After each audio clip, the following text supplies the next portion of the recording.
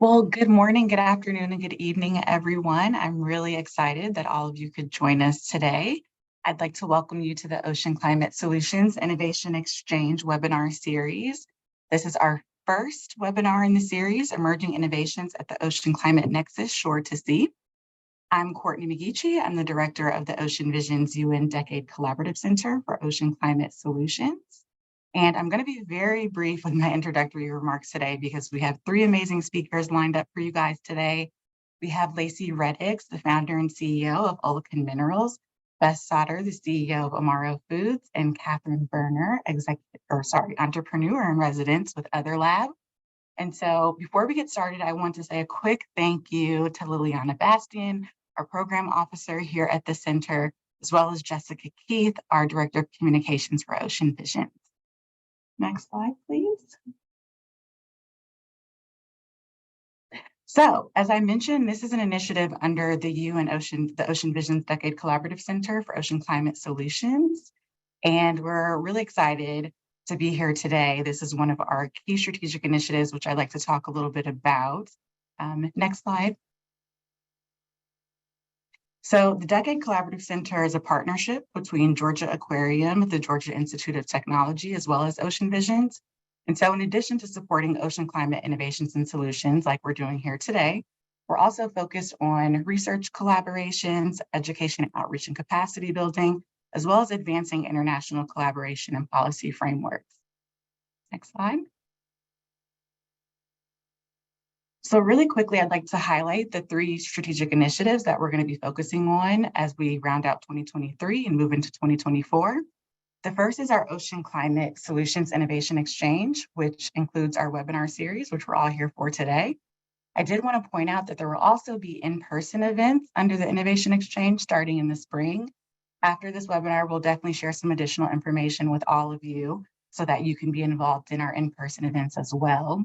So the Innovation Exchange the webinar series is meant to be a 12-month series. So we will be having our next webinar coming up in August. So please do stay tuned for that. But one thing I wanted to mention here quickly is that we were really thoughtful about using the term exchange because we really want to hear from you. So after the webinar is over today, you will receive a survey via Zoom. So we'd love to hear your feedback about potential topics that you would like for us to cover, whether it be via the webinar series or even some in-person opportunities as well. Our second strategic initiative is our Ocean Climate Solutions community. This is the umbrella where we really focus on capacity building and education in partnership with Georgia Tech, the Georgia Aquarium, as well as NOAA. So under this initiative, we are supporting the US-based regional coordinator for early career ocean professionals, or ECOP. We also have our UN Decade Support pillar.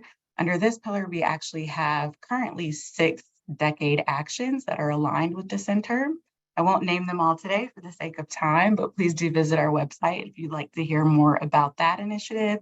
We also support other activities, and we will be focused moving forward on the upcoming UN Ocean Decade Conference in April. So if you would like to be engaged in that as well, we will have some contact information on the screen towards the end of the presentation where you can reach out to myself or Liliana to learn more. So I think that's enough talking from me, and I would love to introduce us to our first speaker. So first up, we have Lacey Reddix. As I mentioned, she is the CEO of Olakan Minerals. Lacey, would you like to take it away? Yes, thank you, Courtney. So I will go ahead and share my screen. And so again, thank you all for having me here. I'm Lacey Reddix. I serve as the CEO of Olakan Minerals, where we're ensuring a more sustainable future through harvesting metals and minerals of value from brining wastewater streams. And so because I don't exactly know what the background of everyone on the call is, I'll try to be a little bit more broad in what the problem and challenges are that we're seeing as it relates to our natural resources. So we're facing a future where 2/3 of the world's population may face water shortages by as early as 2025. And as a reminder, 2025 is less than 18 months away. So this is something that is really critical and nearing every day. So we know that we are facing a future where we're facing water shortages, but as water shortages are happening more and more, the idea or the trend around desalination is increasing. And that's kind of the connection as it relates to the oceans. As desalination increases, the brine that's produced or the salts, the reject salts from that process, there needs to be somewhere for it to go. And oftentimes, if it's coastal desalination, that salt might go back into the ocean, or if it's inland, it might be injected well underground. And so the issue with that is if those salts go into the ocean, it's going at a rate that's 3 times saltier than regular seawater. And that affects sea life and marine ecosystems. It reduces the amount of oxygen for those marine ecosystems, which also ends up being a situation where not only are we basically affecting those marine ecosystems, but the ocean stops being a carbon sink, which furthers the problem around climate change and carbon entering the atmosphere. In addition, what we know is that the salts that are in those brine wastewater streams can be used for industry. And then there's an increase, or there's an increased demand for those salts. So if you're looking at magnesium, calcium, in some cases rare earths, the demand for those materials are increasing as we convert to renewable energy sources. We'll need a lot more critical minerals in order for us to transition properly from using fossil fuels to being a renewable energy focused economy. And so this is kind of the challenges and opportunities that we have. We know that we're producing a lot of waste, and we also know that there's value in that waste that can be used for the demands that we're seeing today. So in addition to desalination, we also know that this is a problem that we're seeing in other industries. So not only in desalination facilities, we're seeing it in existing mineral mining. So you might have a copper mine with waste that has trace amounts of other elements like cobalt, but those aren't being extracted because it's not the focus of that mine. Also too, with oil and gas fracking, they have produced already a number of different wastewaters that end up going into injection wells. And the amount of money that they're spending on basically injecting these processed waters into injection wells is in the millions of dollars. And so that's money that they could be recovering in value if they were to recover things that they know are value in they know are of value in those wastewater streams. And then outside of mining, oil and gas fracking, and desalination, we also know that geothermal energy brines also have some things of value. And then there's also opportunities within just ocean water and formation waters from other industrial operations. So really the critical question we want to answer is, how can we source clean water and vital resources in a sustainable way? And we know that there's opportunities within these unconventional saline sources.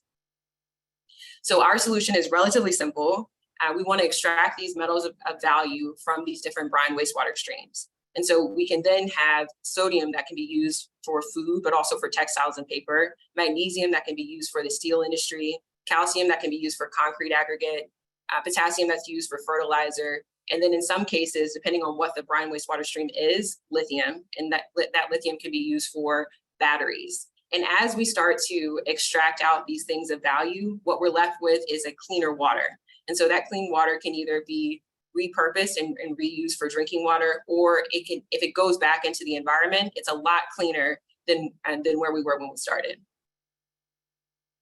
And so our process, and again, this is a large name, we're using ionic simulated moving bed chromatography. This is a new way of extracting these metals and minerals of value. In the past, and what I'll discuss in a little bit, is ion exchange membranes have been used for this process, but they only extract one metal or mineral at a time. What we're doing is multi-mineral extraction, and we're partnering with the National Renewable Energy Lab to do so. And so this is a core technology that came from one of our national labs, and Olympic Minerals is a partner with the national lab in order to commercialize this technology so that we can see it on a greater scale. Because this technology has been optimized for lithium, our target market right now is lithium. So that means we're going after brine wastewater streams that might have a larger or a higher lithium concentration than other brine wastewater streams. And so again, our value proposition is, how can we start to source these metals and minerals in a way that's a lot cleaner than traditional or conventional methods? So ion exchange membranes are a lot cleaner than hard rock mining, which is a huge carbon emitter. but it still uses hydrochloric acid as an eluent or an input to its process. So when you use hydrochloric acid, you're still having wastewater at the end that you'll need to clean up. And it's also only extracting one metal or mineral at a time. And so what that means is we're not getting the full value of the brine that we are utilizing. So our process allows us to be a lot more efficient with our wastewater. And it also allows us to source different things, because we'll need magnesium, we'll need cobalt, just like we'll need lithium. Maybe not as in high demand, but we'll still need a lot of those minerals. Our process is also a continuous process, which allows us to be a lot more economical. So not only are we cleaner, but we're also doing this or working to do this for a cheaper price. And so our business model is extraction as a service. We work with these brine producers to basically be a service to them. So when we clean up their wastewater, they get the benefit of the end product. And so their waste can become a revenue stream for them. And so it goes back to the company, the revenue goes back to the company. And at the end, we also are cleaning up their wastewater so that there's less waste going into either the ocean or injected into an injection well. And our overall business allows us to tackle 12 out of the 17 UN Sustainable Development Goals. And so we're really focused on having a triple bottom line approach, really not only having a business that can make money, but helps the environment and has a social aspect as well. And so myself, my background is in civil engineering with a concentration in water resources and environmental engineering. And I've also done a lot of water infrastructure work in the past. And my co-founder is a PhD chemist, did solid state chemistry. Her doctorate was really around rare earths and intermetallics. And she's also had the experience of running an R&D lab within ExxonMobil, which I know is technically the enemy when we think about climate change, but there's a lot of smart people that come out of these oil and gas companies. So being able to convert her, I think, was a huge accomplishment on my end. We met at Spelman College the summer before our freshman year in a women interested in STEM program. I did engineering, she did chemistry, and then we came back, and I think that we're the perfect team, hopefully, to solve these problems. Along with the two of us, we have some great partners. So we are, again, partnered with the National Renewable Energy Lab. We have some investment partners in Propeller who specifically focused on the Ocean Climate Nexus. And we've also done a lot of work with WSP, which is an engineering firm that's working with a lot of these different clients.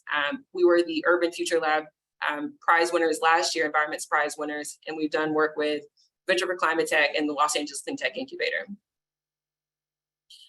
So where we are today and where are we trying to go? So when we think about our method compared to best in class incumbents, we still have to work on getting our yield efficiency up. So we're trying to get to 95% yield efficiency. We're working on bringing the cost of our process down. We're also working on how do we decrease the amount of energy consumed by our process. Yeah. And so we're also looking at the chemical footprint for decreasing that, and then the process for increasing that. So ultimately what we're trying to get to is a process that has the highest yield rate, the lowest cost, and the lowest environmental impact. And so what we are looking for, especially from when we think about partnering with the UN or opportunities with the UN and Ocean Visions, is who can we connect with that we can start doing more tests to validate. So getting access to brine wastewater streams that we can sample, that we can test, I think was what's key here. And so that's what we're looking for, and open to any discussion. So if people have if people have questions on our process or questions on how we're going about business, please let me know. And you can contact me here. So here's my email address. You can also visit our website if you're interested in more. And we will be posting job opportunities soon. So please be on the lookout for that if anyone's interested in working with our team. And thank you. I'll give it to you, Courtney.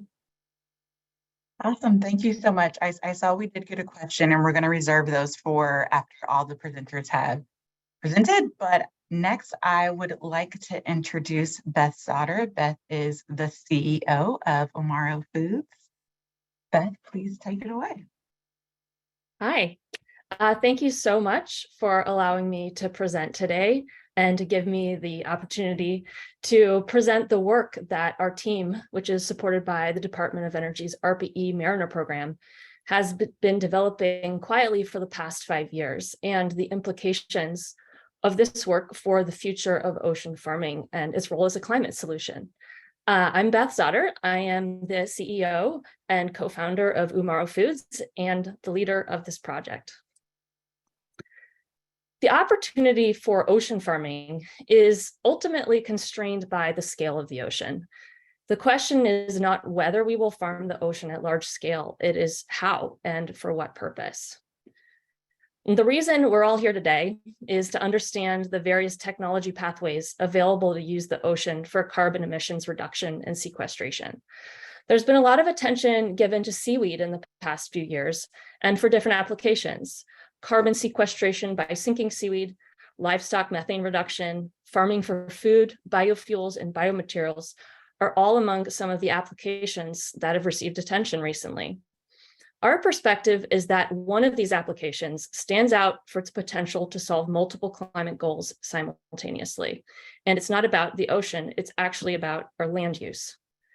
One of the biggest sources of our impact on the planet, as I'm sure most people here are aware, is the destruction of forests and natural habitats for farmland. Not only does this release immense quantities of stored carbon into the atmosphere, it erases ecosystems and fuels mass extinction. Surprisingly, the ocean provides us with a solution. Most of these clear cuts are ultimately feeding our demand for protein, whether it's for livestock grazing or to grow high protein crops like soybeans to feed those animals. When we move our farms from the land to sea, we can allow those ecosystems to recover. By moving farming offshore, we can rewild and regenerate forests, storing carbon and restoring natural habitat. A recent analysis in Nature concluded that if we can return just 15% of converted land to natural habitats, we can restore 300 gigatons of carbon back to the biosphere. That's about 30% of the additional carbon that we've added to the atmosphere since the Industrial Revolution. And we believe seaweed will play a critical role in allowing this to happen. I mentioned earlier there are multiple applications of seaweed farming to achieve the goals of carbon sequestration. A recent paper in Nature evaluated 4 different pathways, and the conclusion was that using seaweed for food is the most cost-effective strategy, and not even by a small amount, an entire order of magnitude better and cheaper than the next best application. So the question is, how are we going to use seaweed for food? Can we get everyone to start eating more seaweed? It's probably what some of you are thinking. And if we want to displace protein, it's logical that we should use protein from seaweed. The good news is that seaweed is fundamentally a great protein crop based on first principles. Because seaweed is more photosynthetically efficient than plants on land, and because the protein is contained throughout the harvestable tissue, rather than concentrated in a seed, it can produce 5 times more protein per unit area than a field of soybeans. The other key fundamental is the availability of nitrogen in the ocean. Nitrogen is the building block of protein. It's the key component in fertilizer. And the ocean contains more than 80% of the chemically reactive nitrogen in the biosphere. We just need a way to access it. Okay, so it sounds simple to just expand ocean farms, but we need to build the infrastructure. To expand seaweed farms offshore, we need the equivalent of a dirt field. That means a substrate on which to grow the crops.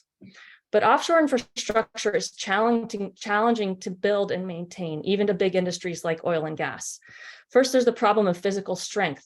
High energy ocean waves and currents are extremely high force and can do a lot of damage. And it's very expensive to fight those forces. Moorings are always a very large cost for any type of offshore infrastructure. Putting anchors in very deep water it grows exponentially with depth. And for seaweed farms, there's additional challenges. We need to make sure that these vast networks of lines are not a risk to marine mammals, and it doesn't pose a marine mammal entanglement risk. And furthermore, to access all those nutrients, all that nitrogen that I was describing earlier, as you get further offshore, those nutrients are concentrated in depth. But we need to grow seaweed near their surface. So we need a way to access those nutrients in deep water. And so here's our solution. This is a photo of the deployment of advanced technology that our team of engineers and scientists deployed in the Gulf of Maine offshore, in fully offshore exposed conditions last year. It doesn't look like much from the surface, but under the water is a structure we call the aqua field that will enable large-scale seaweed farming in deep water. Here's what it looks like underwater. This structure employs multiple technology advancements that allowed it to survive 20-foot storm waves in heavy winter storms last year. The structure is designed to absorb high energy waves. It's also modular, meaning that it can expand in any direction. To reduce the risk to marine mammals, we eliminated rope as a construction material. There were no immediate alternatives available to us, and so together as a team, we innovated and came up with a new material. So the problem with rope is that it's highly flexible and can wrap and form loops around fins and flukes of whales and other marine mammals. So instead of rope, we used a stiff but flexible material called composite fiber rebar. If a whale encounters the line and bends it beyond its breaking point, it will snap like dry spaghetti. Instead of big, expensive barges and vessels at the surface of the ocean to install deep water anchors, we built robotic anchoring devices to act like underwater screwdrivers, to put in helical screw anchors with a small seafloor footprint and high holding capacity. And one of the most exciting elements of this system is upwelling, which you'll hear more about in the next presentation. So this is a sneak peek. Our demonstration in October of last year broke records in its efficiency of bringing nutrient-rich water to the surface.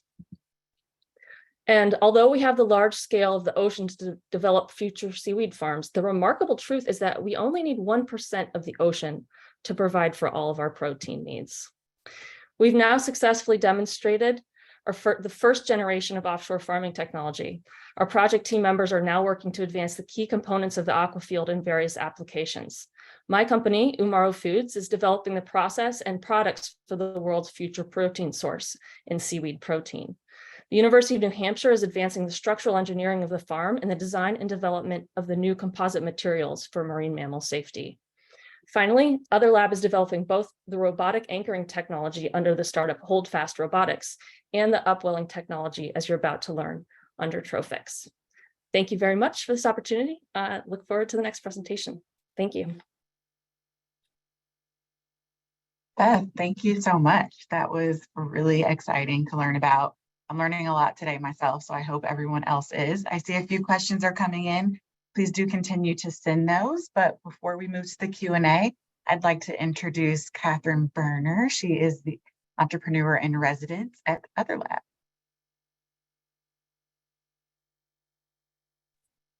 Hi, everyone. I'm Catherine Berner. I'm helping build Trophics, where we enhance natural carbon removal in the ocean and restore ecosystems through engineered artificial upwelling. I'm glad you got that little teaser from Beth. Excited to tell you more. So at Trophics, we've developed a revolutionary technology that can support ecosystem restoration and achieve carbon removal for less than $30 per ton. We enhance a natural process called upwelling that causes algae, plankton, and other life to grow in the ocean. This boost in production stores carbon through natural processes and can help damaged ecosystems. Carbon markets are expected to grow massively in the coming decades. The voluntary carbon market is just getting started and has a lot to figure out as it scales. If you follow the news in this space, you've seen lots of controversy in the headlines.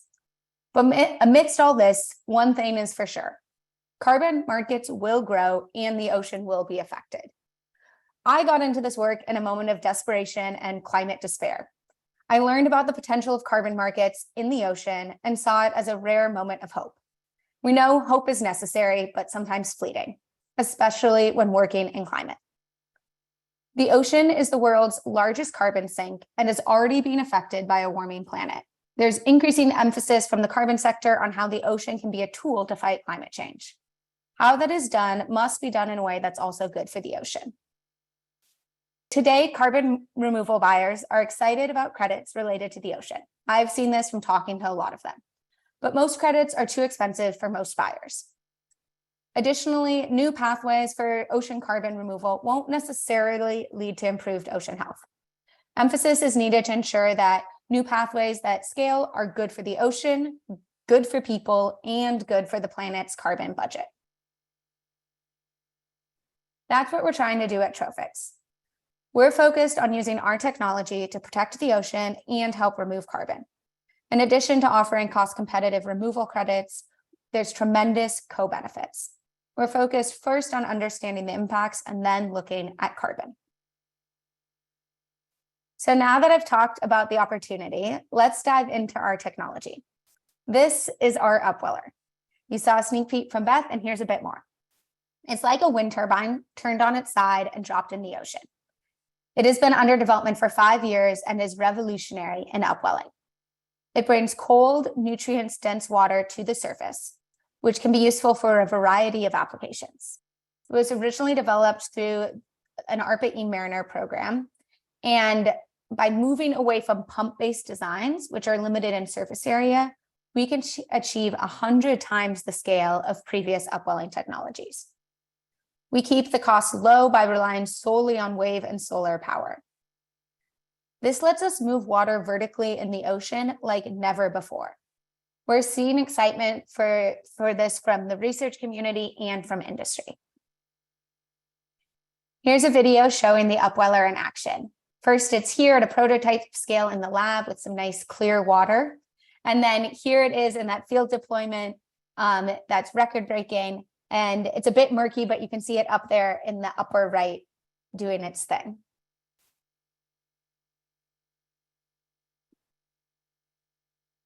So we're not just focused on carbon. In addition to the seaweed farming that Beth mentioned, upwelling has a broad set of applications in the ocean, and we're excited about a lot of them.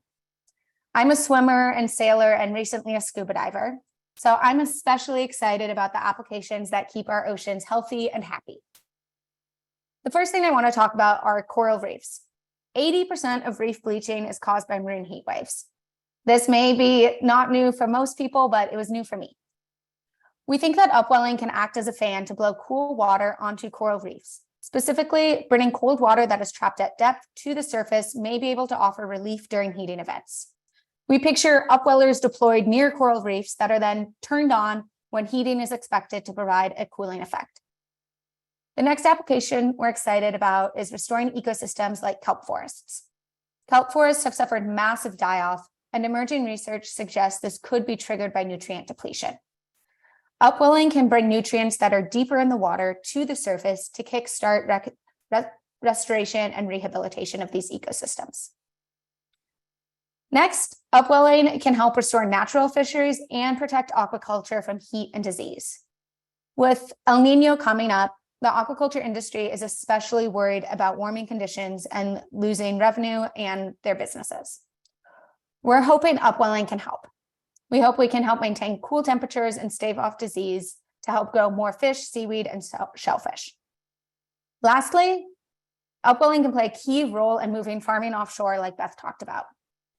Offshore farming has the triple impact potential of feeding the world, reducing land use change, and reducing emissions directly from land-based farming. Upwelling acts like an alternative to fertilizer for things like seaweed.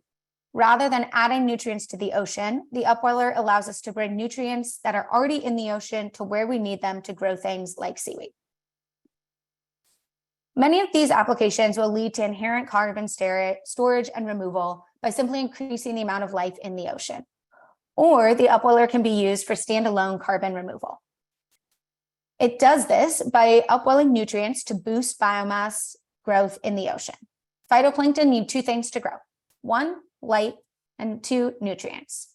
In much of the ocean, there's light, but not nutrients. We can upwell nutrients to cause more phytoplankton to grow and track where it ends up.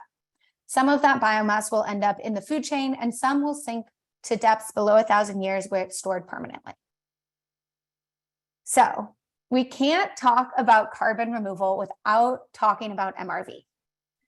MRV is a large barrier to ocean carbon removal broadly and upwelling technology specifically. For those of you who don't work in carbon removal, MRV is the hottest acronym right now. And that's saying something for an industry that has far too many acronyms already, if you ask me. MRV stands for monitoring, reporting, and verification. It's the verification step needed to prove that carbon is removed before a credit can be sold. MRV is seen as the solution to connect carbon removal to financial markets, bring transparency to the industry, and find ways to compare different removal pathways. But there's a big risk that this focus on MRV will lead to highly engineered solutions that are not necessarily the best ones for our planet. We're especially worried that this focus will lead to solutions that negatively impact biodiversity and conservation. This is mostly because MRV presents a much bigger challenge for nature-based solutions than for engineered solutions. This is definitely true for upwelling. There's 3 areas that MRV needs to work on and figure out before upwelling can scale. So the first is ensuring that any carbon removed is not resurfaced through upwelled water. This is addressed through specific site selection and monitoring C to N ratios. The second big challenge for us is the net quantity of CO2 removed. And this can be addressed through direct sensing or proxy sensors. Third is tracking the ultimate fate of carbon, which we plan to address through regional modeling. The methods I just talked about are all technically complicated and need a lot more work and development. We need to explore these further before we're ready to deploy the upweller for direct carbon removal. And to be honest, this is a big challenge for our team.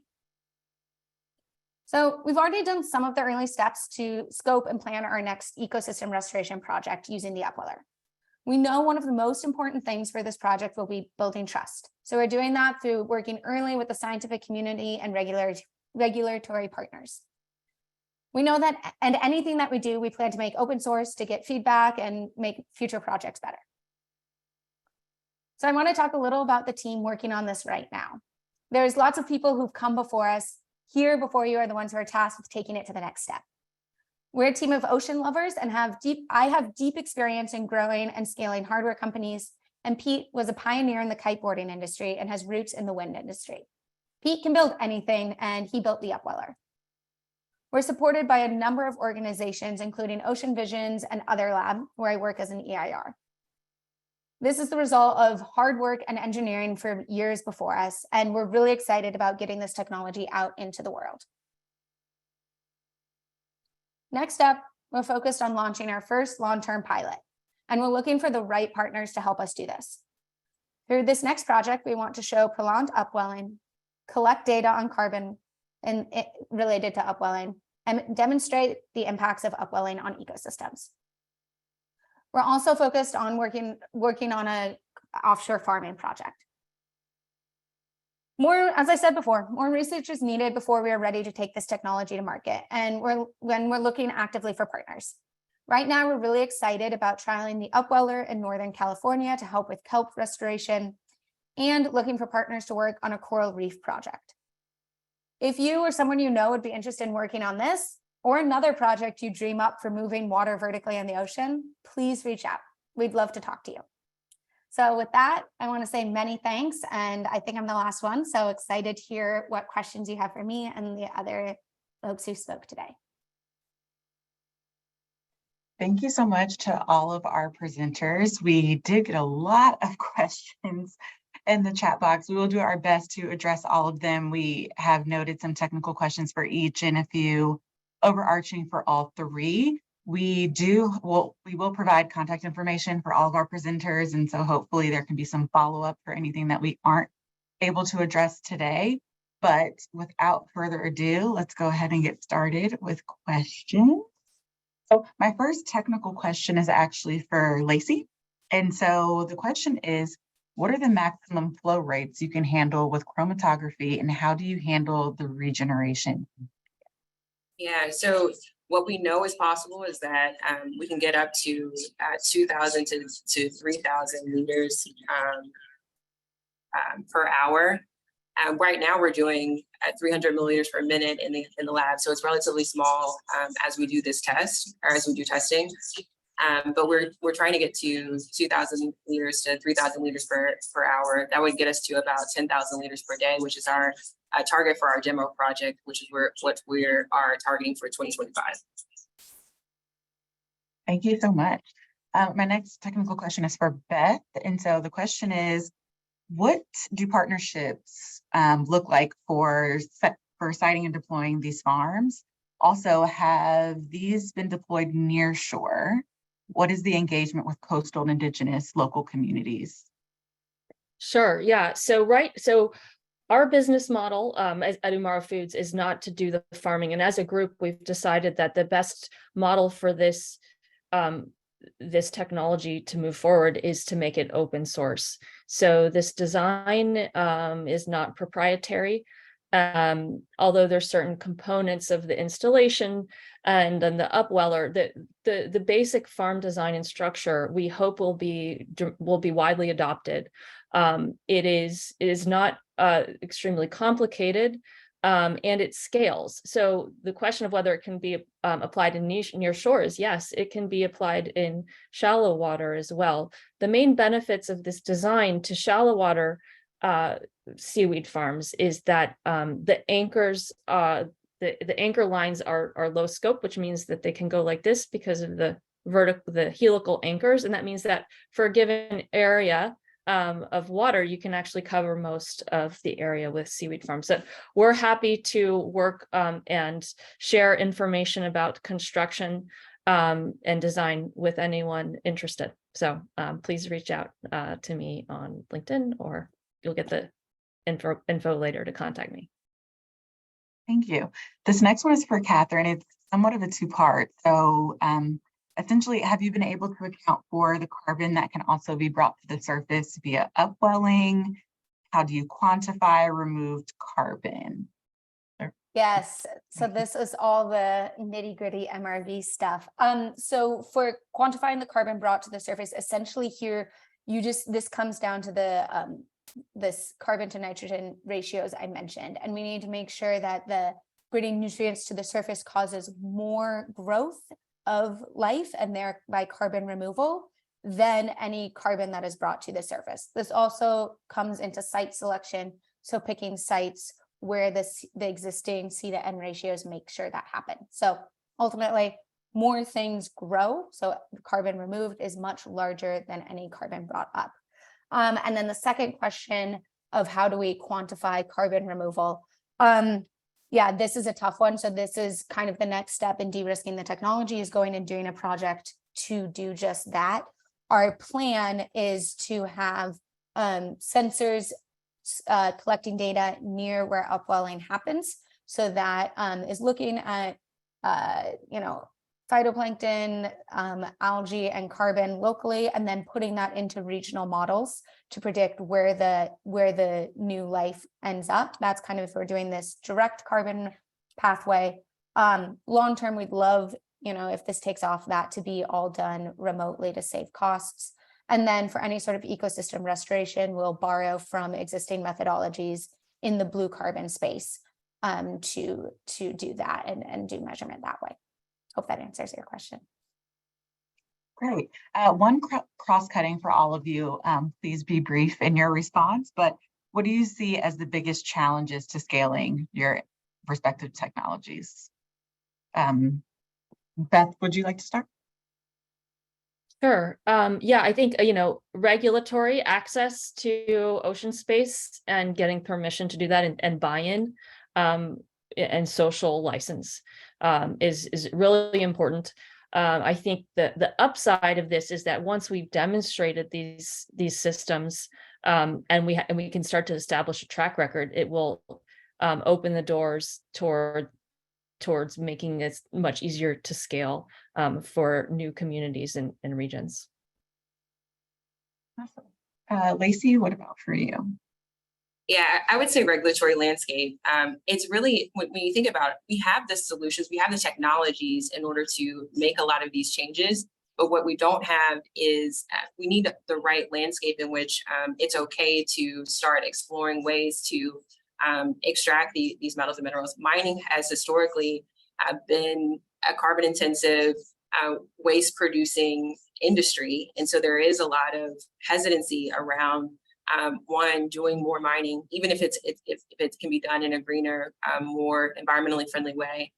Also, the same is around desalination, and I can completely understand that there's been a lot of hesitancy around even the public wanting to do more desalination, and we do need to be more efficient with the sources that the sources of water, the sources of natural resources that we do have, but really making sure that regulations allow us to explore these options is what's going to get us to transitioning faster. Yeah, Catherine? I won't say regulations just to be different, but it does play a role as well.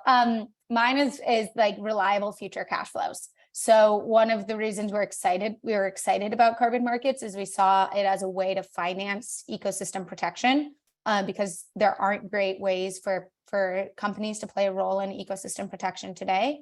But to be honest, the focus on MRV has really hamstringed us and made it hard to do that, where kind of the people are saying that you won't be able to get reliable carbon removal credits without better MRV, and kind of without being able to paint that story, it's really been hard to fund our first pilot project. So like that's mine. So maybe it comes back to MRV a little bit as well. Thank you. Lacey, I have a question for you. Who is your target customer, and who essentially would be your perfect early adopter?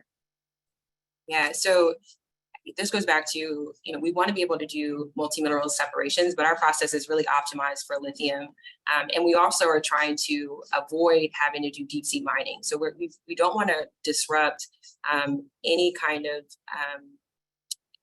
ecosystems where we're having to get new sources, novel sources of the natural or the critical minerals that we need. So we're going after brines that have high lithium concentrations. And because we're in the US and there's a huge push to find these critical minerals within the continental US, we're looking for high lithium concentrations within the continental US. What we found is lithium concentrations in the US happen to have high magnesium and calcium concentrations, which is why a lot of people don't go after them, because their technologies are not really, they become less economical when your magnesium and calcium ratios are higher. And that's why South America has been kind of the primary place for getting lithium in the past. But we play very well because we're doing this multi-mineral extraction. We can go after some of these less than desirable lithium. They might have high lithium, but they might also have high magnesium and calcium concentration. So our target market is really US-based high lithium brines that might also have high magnesium and calcium. Thank you. Similar for Beth, how large is the market for your seaweed product, and is there already significant demand? Yeah, great question. So I didn't go into too much detail, but just to clarify, what we're doing is we're developing processes for extracting protein from seaweed in order to make an ingredient, a highly soluble and functional ingredient, ultimately that we intend to be tasteless, colorless protein similar to soy protein, which can, as we know, can be turned into plant-based meat products, plant-based dairy, and other high protein formulations. So that's the ultimate goal. We're starting with red seaweeds to make a red seaweed protein that actually is a great ingredient in plant-based meat, which is what we're using in our plant-based bacon, actually, which is how we've decided to introduce this protein to consumers. So the size of the market is ultimately this size of the market for protein. And if you look at what the meat, the size of the market for meat, that's a $1.4 trillion market. We're obviously a long way from there. And of course, part of our goal is not just moving protein production from land to sea, but also using that protein to displace animal protein. Thank you. I have one. It looks like this is for Beth and Catherine. So essentially the question is, what is the depth range for your deployment? Kathy, you want to start? Yeah, I think Pete put some of this in the chat of kind of 30 to 150 meters is the goal. But the upwell everything can go down to 500 meters. So it really comes back down to what are the best sites. Yeah. And I'd say for the same for the seaweed farms, there really is with the development of this robotic anchoring technology that essentially sends a ROV down on a tether to do anchoring, it essentially just becomes the cost of the mooring and due to the distance to the seafloor and whether the cost benefit calculations. But essentially there's no technical limit to depth, but right now what we're looking at is about 100 meters or lower for the next generation of offshore seaweed farms. Thank you. So I have one for Lacey. This essentially the question is, what happens with your wastewater? And can you work with historic mines to remove rare minerals? Yeah, so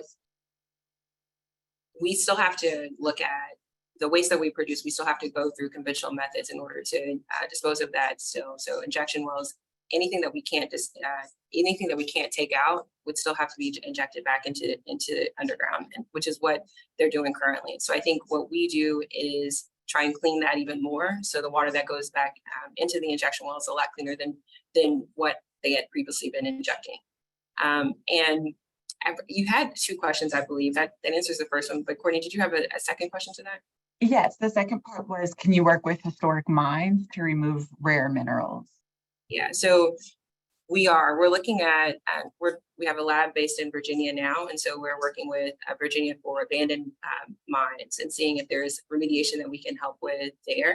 And so there is opportunities for us to potentially recover metals and minerals from those wastewater streams. Also, apologies. I believe Will's question, he was looking for a specific person or who our actual customer was. So we look at chemical companies. We also look at battery manufacturing companies. So when we talk about where do these minerals go, or where does the end product go? We have a lithium chloride that comes off the column that gets converted into a lithium carbonate or a lithium hydroxide that then can go to basically down the supply chain for how it gets into batteries or the next person in that supply chain so that it can ultimately end up in a lithium ion battery. So that's kind of what we're thinking about.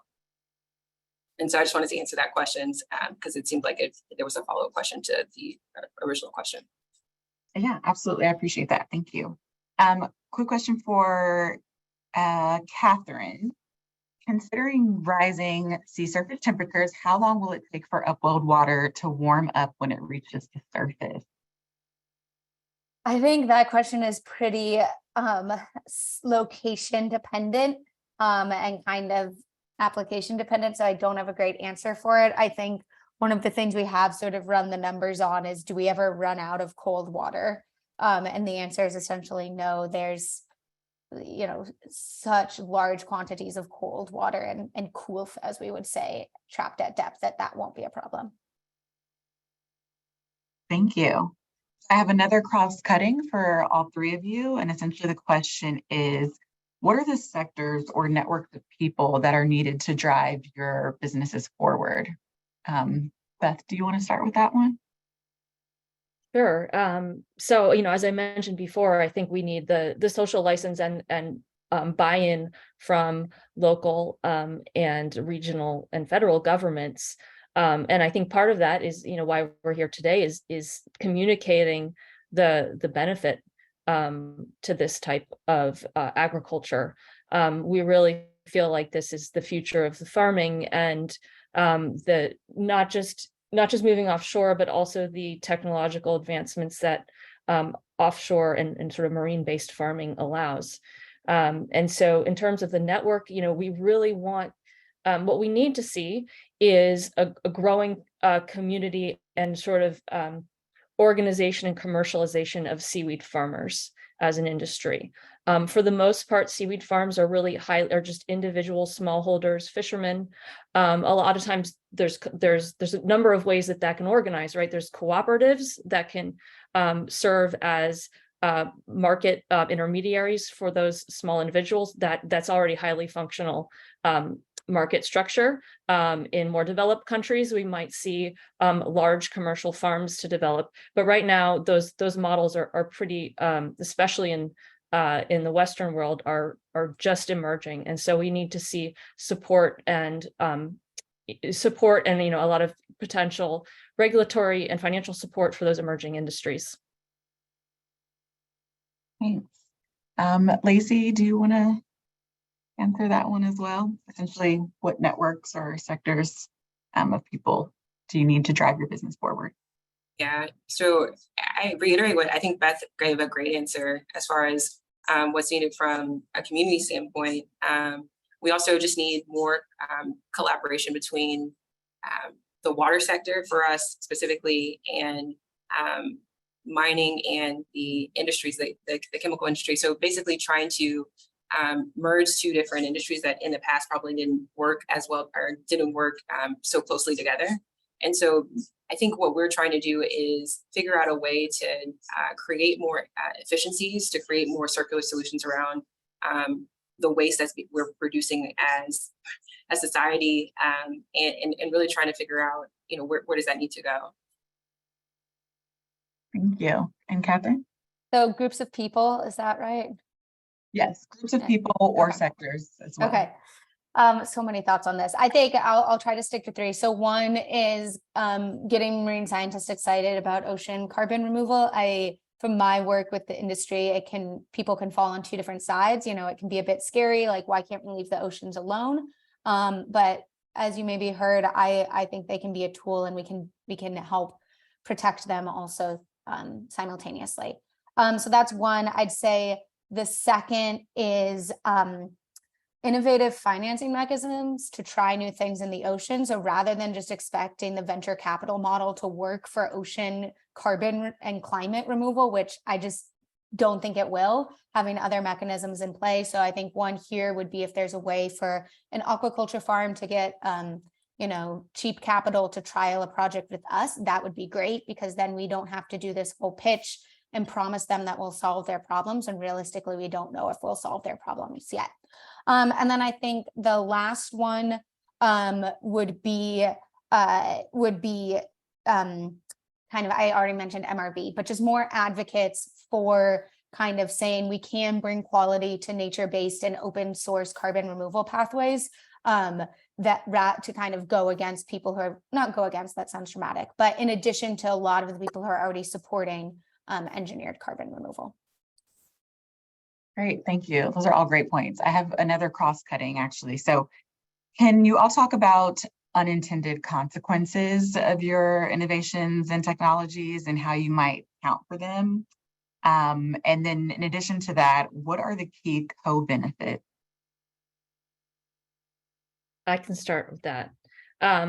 Yeah, so essentially by building a seaweed farm for permaculture, you are changing the environment, right? Farming, you can't farm without, sort of by definition, without changing the environment. But the really exciting thing is that we're essentially building forests, which cover a very small fraction of the world's ocean, because they require a substrate, an appropriate substrate at an appropriate depth. And so that's what we're providing. And so we're essentially building forests. And so it's a managed forest, but the benefits that are well documented of seaweed farms are providing habitat to larval species of important ocean fishes and other organisms, and also local acidification remediation. So by drawing down CO2 in the local area, the pH is essentially buffered, protecting local habitats against the dangers of ocean acidification more broadly. Thank you. Lacey, what about you? Unintended consequences and co-benefits. Yeah, and I feel like I don't have a really great answer for that too, but I will say, if we do it really well, if our process works really well, we are able to be really efficient with our wastewater. Ultimately, what that leads to is more access to or more higher quantity of these critical minerals that we need. So we might end up in a situation where we're extracting more than we actually need for supply is higher than demand. And so, what do we do with that? And is that now a waste? I think is like a question that we'll need to answer. If things go well, or the second part of that question is around, what are the things that how are we helping move things forward? I think it's just creating more efficiencies. I think one of the largest issues that we have is that all of our industrial processes could be a lot more efficient. And so I think this is an opportunity to increase the amount of efficiency that we have in the systems that are already in place now. Thank you. Catherine? I have a simple answer to this and a more complex answer. So the pretty obvious potential negative impact is if we cause too much to grow in the ocean and kind of the implications there. And the simple solution is stop upwelling. That's something we have the power to do. The more complex answer, I think, is kind of similar to what Beth said. Like, we are doing things in the ocean, and the way to manage that is like you manage other risk, which is start small, understand your impact, and then scale up incrementally at a responsible pace. And that's something that's been done before in the ocean and out of the ocean. And, I believe and I'm confident we can do going forward. And then the co-benefits, I think, are huge. I talked a lot about them already, so I won't hammer them home other than to say that's what gets me excited to work on this. Absolutely. Thank you for that. And thank you for whoever posed that question. I think co-benefits are so important across all the different innovations and solutions that we're hoping to explore in this series.